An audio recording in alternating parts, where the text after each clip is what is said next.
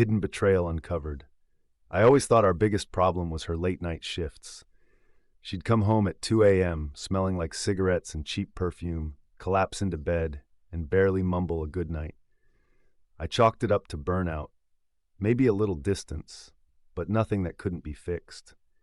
I never expected the walls of our tiny apartment to be hiding something else entirely, something that made every fight, every kiss, every apology feel like a joke. It started with the noises, soft footsteps above my head when she was home, the creak of floorboards in the attic we never used.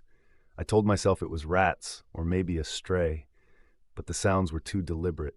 One night, I pretended to fall asleep and watched her slip out of bed, carrying a plate of food. I followed, silent and careful, heart pounding so loud I was sure she'd hear. She pushed aside a box in the hallway, revealing a pull string to the attic, and climbed up like she'd done it 1,000 times. I waited until she came back down, empty-handed, and confronted her. She froze, eyes wild, then whispered that it was just her ex who needed a place to stay, just for a little while, she swore. She'd been bringing him dinner every night while I slept, lying to my face while another man lived above us, listening to our lives, our arguments, our everything.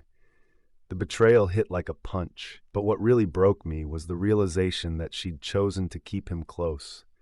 Not because she missed him, but because she couldn't let go of the control she had over both of us. I kicked them both out that night, her sobbing, him silent and defeated, clutching his plate of half-eaten food. It should have felt like victory, but the emptiness was worse than the anger. I kept replaying every moment, wondering if I'd mistaken obsession for love, if I'd ever really been anything but a pawn in her twisted game. The attic is empty now, but sometimes when the house settles at night, I swear I still hear footsteps above my head.